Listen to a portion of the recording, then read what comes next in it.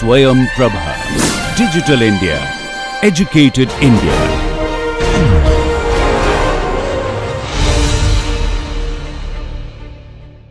Again to this new lecture of the course Fundamentals and Applications of Dielectric Ceramics.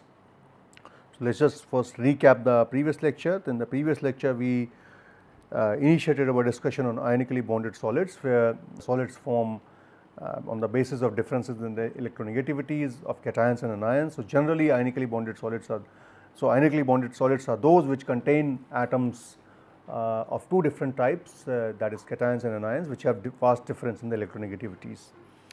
And the energetics of the bond formation will determine the solid formation. So, we looked at how for example, in case of sodium and chlorine, it is energetically favorable to form sodium chloride structure, crystalline solid, which is a symbol of atoms arranged in certain fashion, over sodium and chlorine remaining in the gaseous form.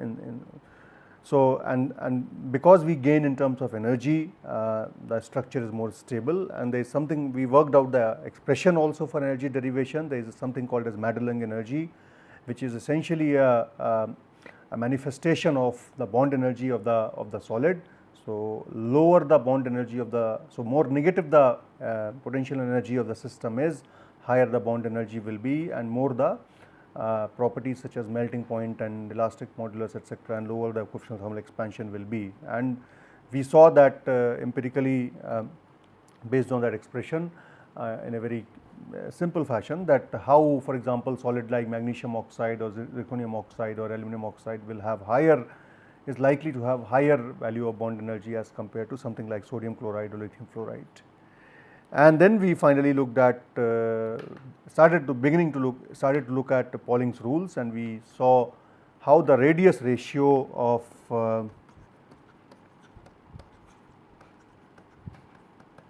cation to anion determines the structure formation. And this is basically assuming first that anions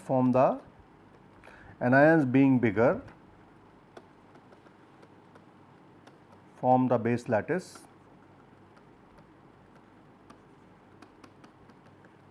and cations occupy the interstices. And interstices that we have seen, you can have tetrahedral, octahedral, but it is not necessary to have only tetrahedral and octahedral.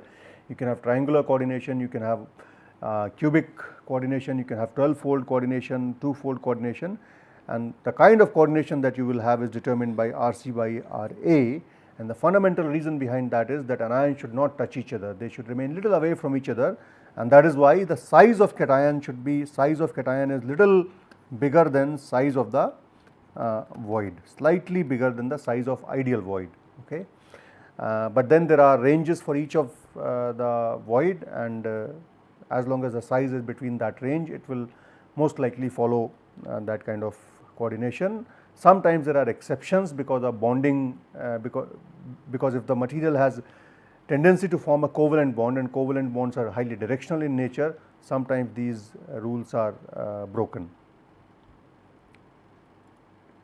Second rule of Pauling says that charge neutrality in a solid must always be preserved. So, if you have a solid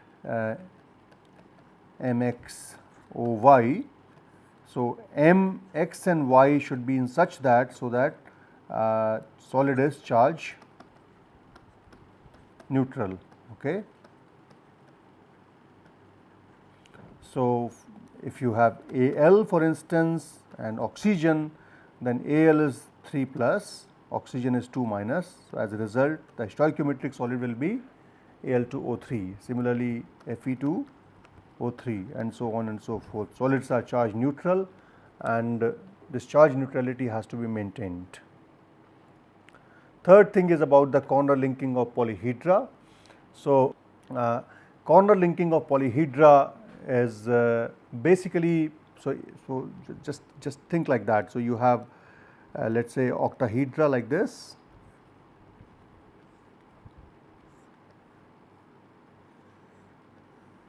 okay, and you have another neighboring octahedra,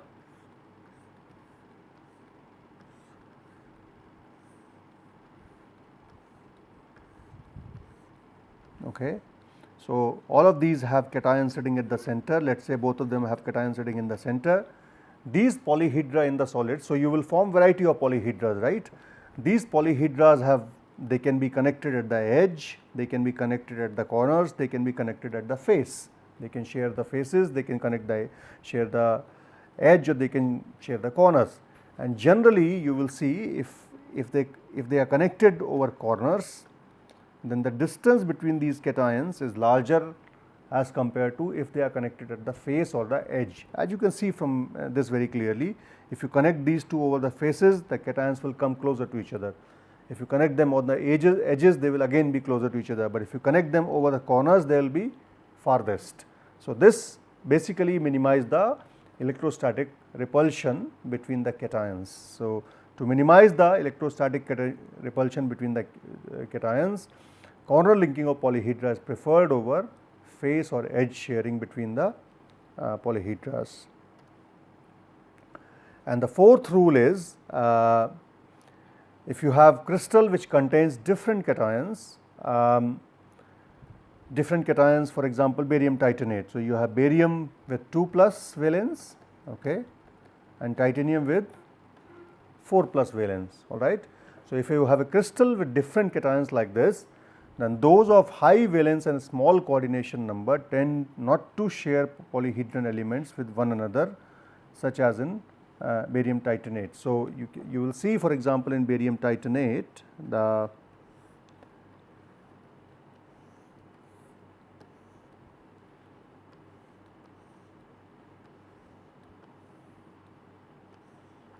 so this is barium titanate structure, as we will see later on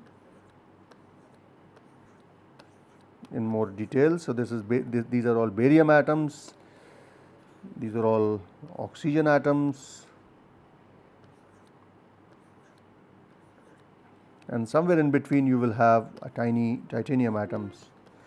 So, titanium atom in this case is coordinated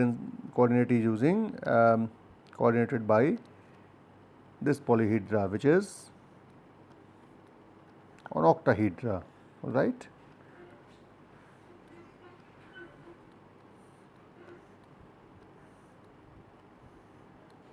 Whereas barium atom is coordinated by, I use a different color. So, this is barium atom. Barium atom is coordinated by this atom, this atom, this atom, and then, so you have 1, 2, 3, and then you have 4 more crystals around it. So, you will have total of 12 neighbors. So, you can see that titanium polyhedra is neighboring the barium polyhedra, not the titanium polyhedra. So, there is a sort of staggered polyhedras, so polyhedra of titanium, then polyhedra of barium, polyhedra for titanium, followed by polyhedra for barium, followed by polyhedra for titanium, and that is how the polyhedras are arranged in a staggered fashion. So, they do not share they have different polyhedras for each of the cations.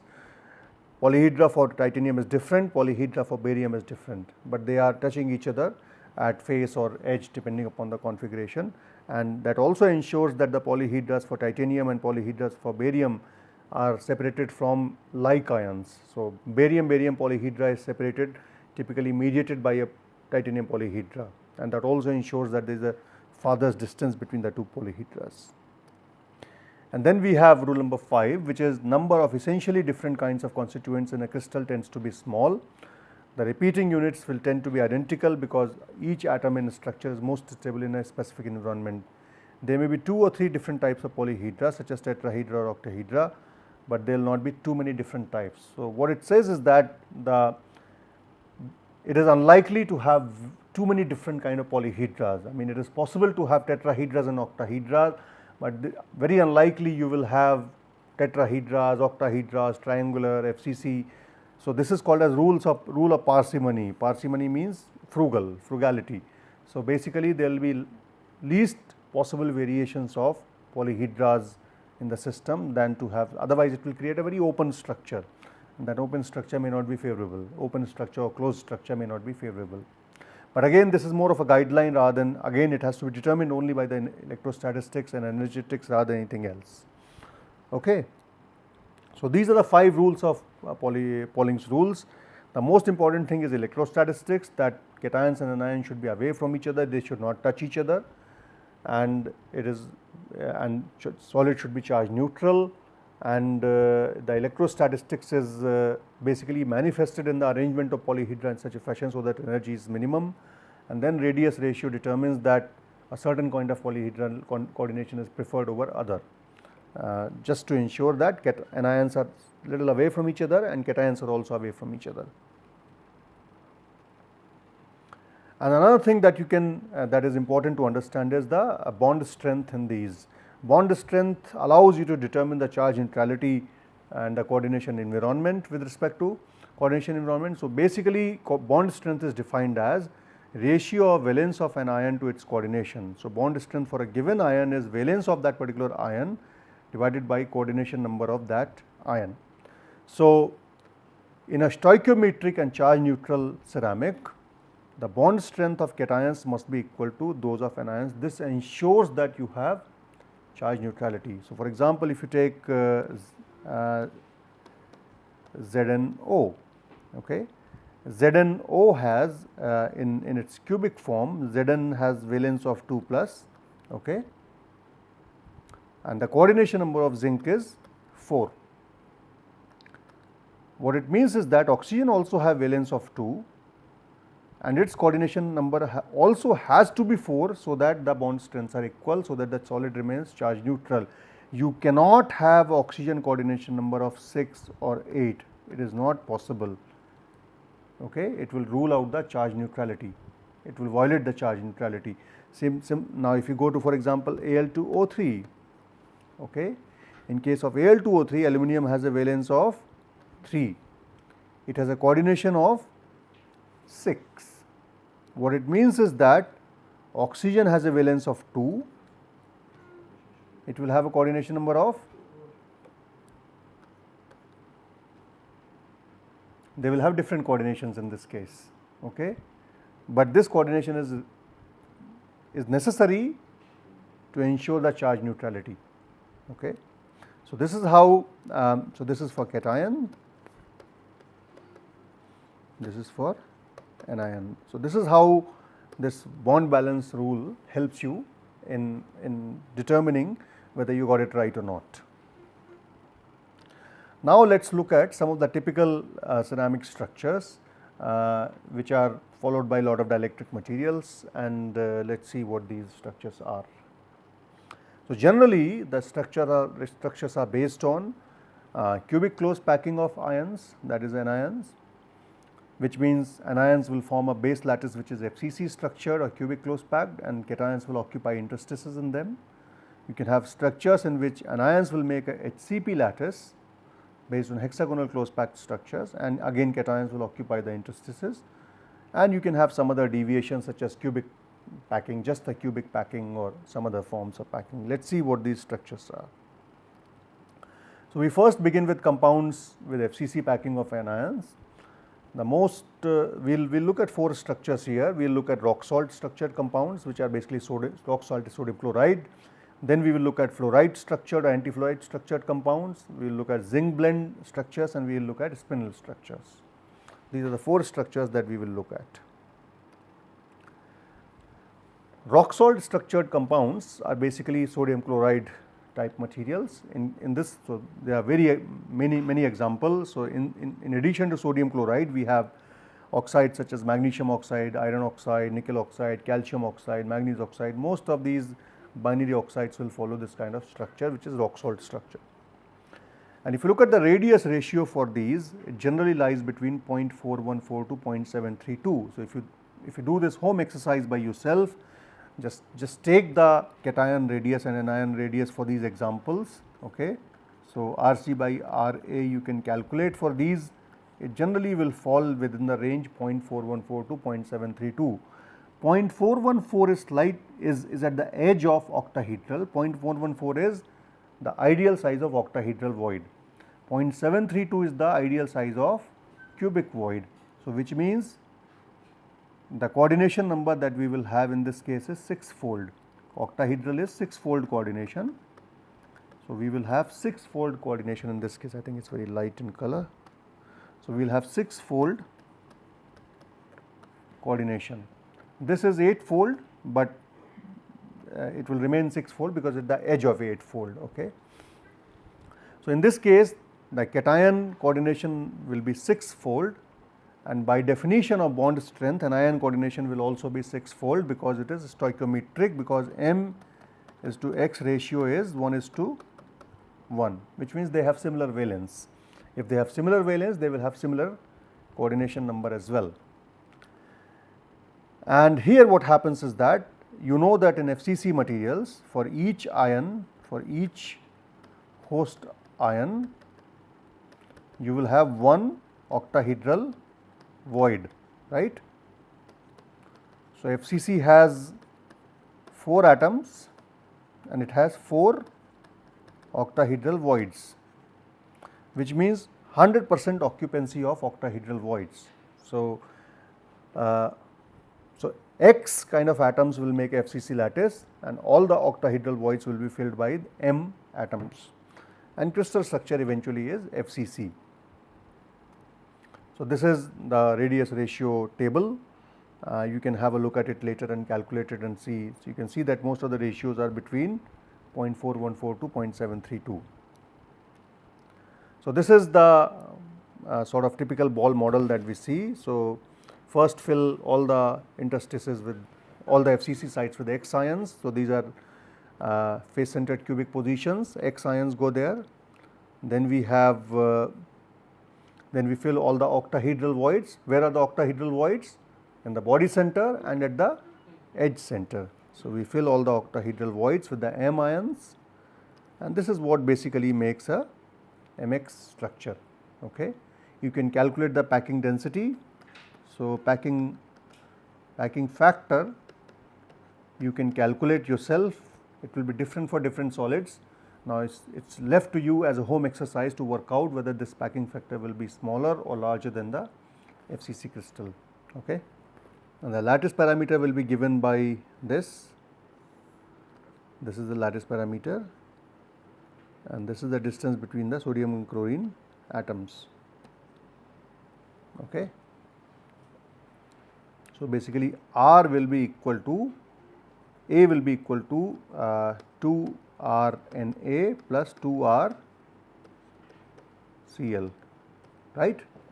And this will be the lattice parameter. And in this case, I have shown the atoms to be away from each other, but in reality they will be touching each other. So, this will be sodium chlorine, this will be sodium, and this will again be chlorine. This is how the configuration will be. Okay. So, this is how the structure is going to look like. So, the way you define the lattices, lattice type is FCC, and the motif will be M at 0, 0, 0 and X at half 0, 0. So, what this will mean is that you have 4 atoms at M, 0, 0, 0, half half 0, half 0 half and 0 half half, and X will be at half 0, 0. Okay. One is at half 0, 0. What is the other type?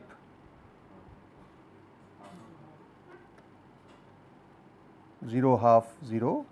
Another will be at 0, 0 half, and then last one will be at half half half. You can see that these positions are shifted by half 0, 0 with respect to the previous one, right. So, if you add, so you have added half 0, 0 to 0, 0, 0. If you add half here, then this will become 1, 1 is equivalent to 0. So, this becomes 0 half 0. Similarly, 0, 0 half. So, it is basically displacement of half to each of the atoms. Okay. So, when you define FCC, you just have to write at 0, 0, 0 and half 0, 0, 0. It automatically means that you will have translation vector accordingly. You have 4 formula units per unit cell, and you can satisfy the bond strength principle by yourself. Okay. So, this is a rock salt structure, and this is how you can view this structure in different ways. You have these, so this is 110 plan view. You can see that you have columns of octahedral voids which are filled, but columns of tetrahedral voids which are empty. So, different ways of representing the structure. Then second structure is fluorite or anti-fluorite structure. In this case, fluorite structure is basically M2X kind of structure, MX2 kind of structure, and M2X is anti-fluorite structure. So, anti-fluorides are generally sodium oxide, potassium oxide, lithium oxide. Fluorides are generally calcium fluoride, zirconium oxide, thorium oxide, ruthenium oxide, etc. So, again the coordination number goes as per radius ratio. For anti-fluoride structure, Rc by Ra is 0.225 to 0.414. So, lithium is for example 0.059 nanometer, sodium is 0.99 nanometer, and so on, and oxygen is 0.14. So, generally, so in these structures cations will have 4-fold coordination and anions will have 8-fold coordination. Okay. Cations are very small as compared to anions. You can see the difference is very small. In case of fluoride structure, it is a little bit different. For example, atoms like uranium, pretty big atoms, 0.1 nanometer, zirconium 0.084 nanometer, cerium 0.097 nanometer. As compared to oxygen, they are pretty big. So, in this case, the radius ratio is such that, so that you will have anions, cations will have, sorry, it is other way around, anions will have 4-fold coordination and cations will have 8-fold coordination. This is how the structure is going to be like. So, this is the typo here. So, it is 8-fold and 4-fold. So, it is other way around, and this again you can verify using the bond strength rule. I mean, alright. So, if you are in this case UO2, your cation has a radius of cation has a valence of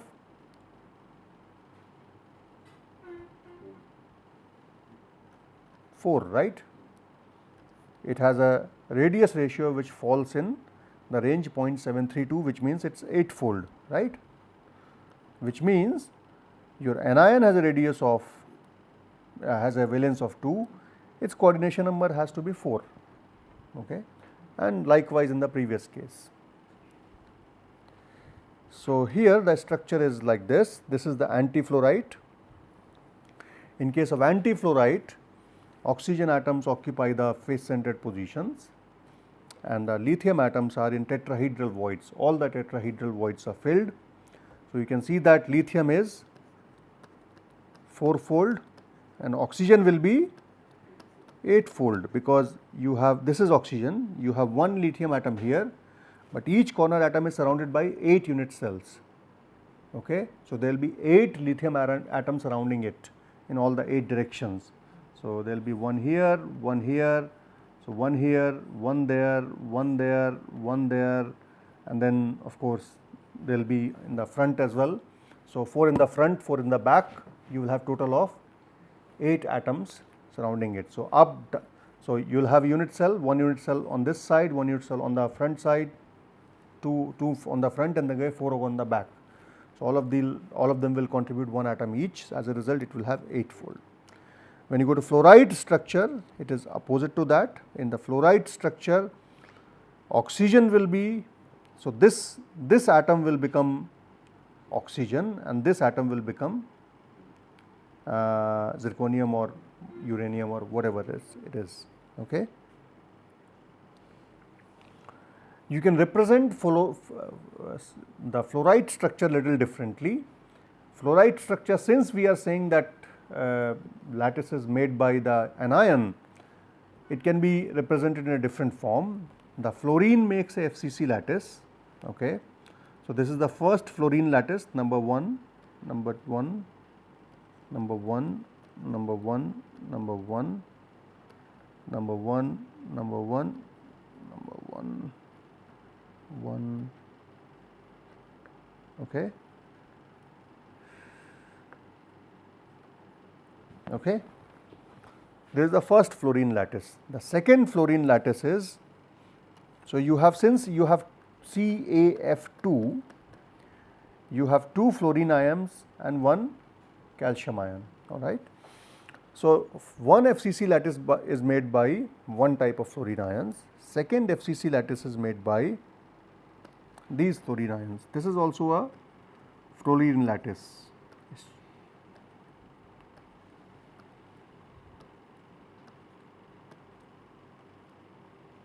okay, because one lattice will give you only 4 ions, all right. Another lattice will give you 4 ions, and you can see that the first lattice is shifted with respect to the second lattice by this vector, okay. And then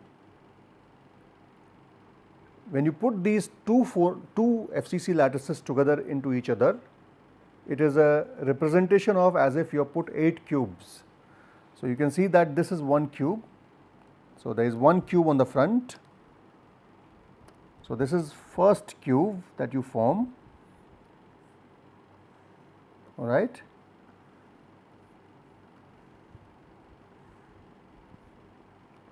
This is the first cube, then you have second cube on the back, third cube on the side, fourth cube on the side, on the back side, and then 4 cubes on the top. It is like 8 cubes on top of each other, and the way calcium goes in it since calcium has now 8-fold coordination. 8-fold coordination is nothing but cubic coordination, okay. So, basically calcium goes into these cubic voids. These are cubic voids. So, 2 on the front diagonally, 2 at the bottom diagonally, rotated by 90 degrees, okay. This is how this lattice is. So, this is a real representation. The lattice is made by anions and the cations go into the cubic voids. This is the real representation of the CaF2 lattice. It is a little difficult to visualize, but this is how you visualize in reality. So, basically you can say the lattice in both cases is FCC type.